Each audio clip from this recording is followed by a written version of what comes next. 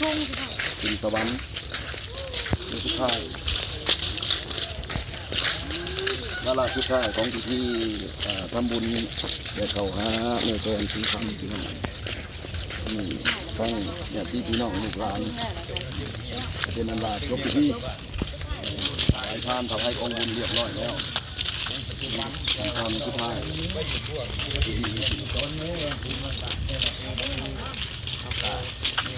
เขา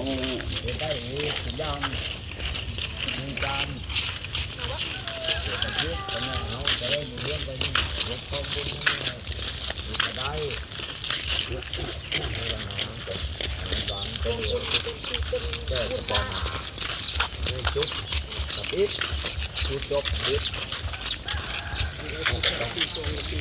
กันก็เป็นที่งานไว้ที่ทำให้เป็นที่เรียนไว้เนาะเนี่ยที่เป็นข้าวยุติก็ข้าวดีเนี่ยเป็นเจพวกงูนกนั่นเลย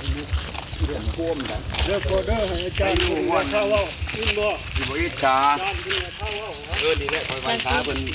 โอ้นี่ต้องมีหูผ้าแล้ว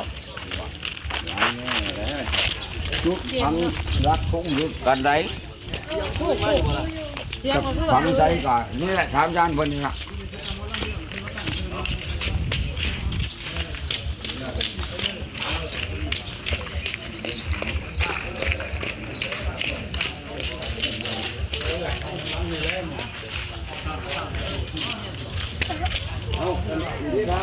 เอาถามอาจารย์เพื่อนให้พูดมองไหน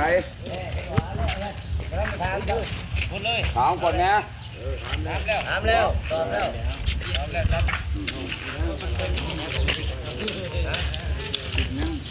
ได้เลยครูอาจารย์ให้น้องโอ้ดูค่ะ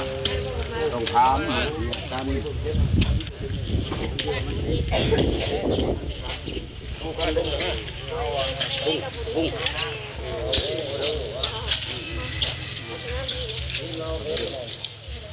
น้องดาวคนสวยวันนี้น้องดาวสวยนะพระอุโบสถพระอุโบสถน้องบอกใคร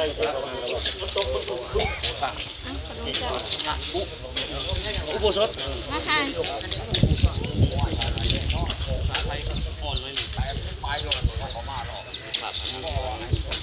แล้วนี่แล้วก็มายืนถ่าย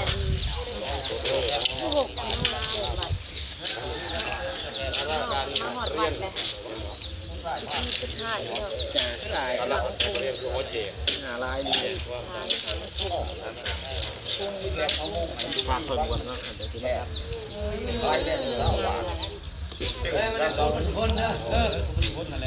พุทธบัตุคนบ่นั่งว่าวัชิบุลีเดี๋ยวพาท่านละแล้วลูกกินน้ำปลาที่เป็นจากปวด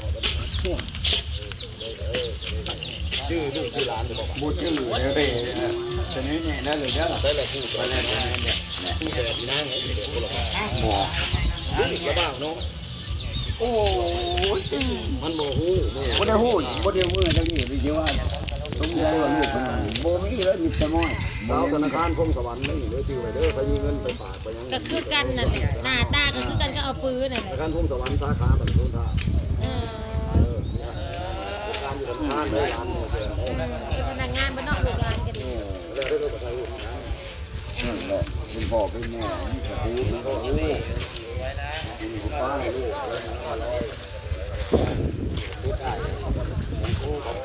แข็งปัจจุบันนี่อันนี้น้องร้านสาวจากนักศึกษาไปจ้างโอ้เฮ้ยใช่คนกลางคนแรกใช่จ้ะใช่คนกลางลูกพ่อน้อยเขาทำจะถ่ายให้เป็นบุญที่สุดไล่ดูใจให้เป็นอันนี้ลุงใหญ่ลูกชายโก๊กให้เป็นผู้ที่สองน่ะให้ผู้ที่สองลูกกากเคยอันนั้นลุงกากเพชรลูกกากเพชรคนที่สองลูกขาพรคนที่สาม คุณพ่อ ข้าพเจ้าที่จริงแหละตามลำดับที่ออกมาจากท้องแม่แกน่ะดีแหละแม่นเป็นผู้ที่4เนาะบ่ ที่ เนาะ สี่เอ้า แต่เนื่องจากว่า แกนที่ อ้ายผู้ทักทางนี้ชื่อเพชร แสดงว่าได้เป็นสาม แล้ว สามสี่ลุงร้อนผู้ที่สี่ลุงแหล่ที่ห้าหกลุงเป็ดคนที่7คนที่แปดอันนี้แปดวะนี่ คนที่เก้าอยู่พี่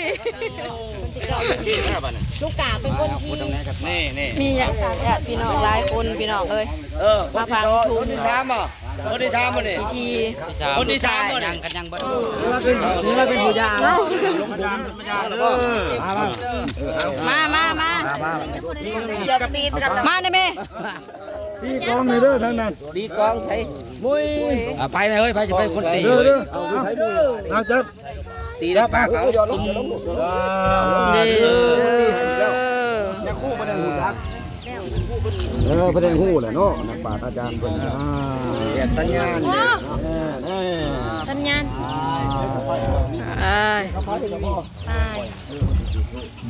คือว่าเขาเจ้าว่าคะแนนเพิ่นห่วงไผก็สิไปต่วยสี่ไปทางนั้น สี่ไปทางไหนสี่บักอยู่ใกล้นี่แหละบักนี่แหละนี่ คุณอยู่นี่เด้อเบิ่งนี่อยู่ใกล้นี่เด้อเบิ่งเด้อเพิ่นสี่ไปทางใดสี่ไปทางใด ซี่ไปทุกทิศ ห่วงไผบาดนี้มาห่วงเบิดสี่มานี่นะนี่นะอันนี้คันห่วงไผละสี่ไปทางนั้นโอ้ยมาห่วงนี่นำบ่นี่นะบ่บ่ได้ห่วงไปทางนั้นเอาห่วง เด้ ที่เด้ห่วงมานี่พี่ เจ้ากะเพรานี่เลยฮะ เด็ก ฮะ น่ะ มาดิ น่ะห่วงแต่ทั้งนี้บ่ก็ต้องห่วง ล้มเลย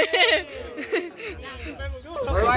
ว้ ขึ้นสวรรค์สั่งฟ้าแล้วแม่ กระสอบขาดหรือกับน้ำมันแล้วหูได้กินหลายเถอะ เพื่อย่างว่าพี่ด้วยแล้วเคยกิน โอ้ยเลือเสืออยู่เลยสิ เลือดเสือเราใจอีแม่มึงดู สมมุติมาได้ป่ะสมมุติมาได้เนี่ย หาเอาอยู่บ่เอา ลบมาอยู่แล้วนี่ สิมาหาเอานี่บ่ กันลม ทักเซนกับแพงก็ได้ เป็นนางฟ้า การหากับเป็นสายบ่ได้ เป็นนางฟ้าเรื่องตะวันแล้วเอา ฮุบมันสิ เอาเห็นบอก ยืดเลย เห็นบอกอวยมาคือเก่าใช่เลยบักเจน่ะ เจ๊บ่เสือนะเจ๊ มึงมาเชื่อกู รับลูกค้าอยู่หัวลูกค้า ลูกค้ามึงนี่คิดว่าเชื่อ ลุงขาวนี่แหละลุงขาวยังบ่ทันมีรถใหญ่ที่บอกเลขมาแรงนี่ เป็นห่วงก็บอกเลยลูกค้า จะมาสัตว์ทำเด้อ อันเร่งเอาดินนะอันน่ะที่ว่าได้สับหยาดน้ำหยาดน้ำมานี่เอาหยาดน้ำจบพอนี่ จบแล้วบัดนี้ จบเนาะ จ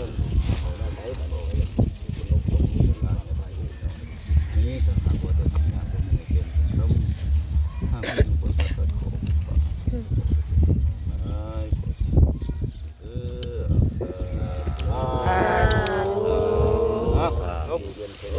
พิธี ซะก่อน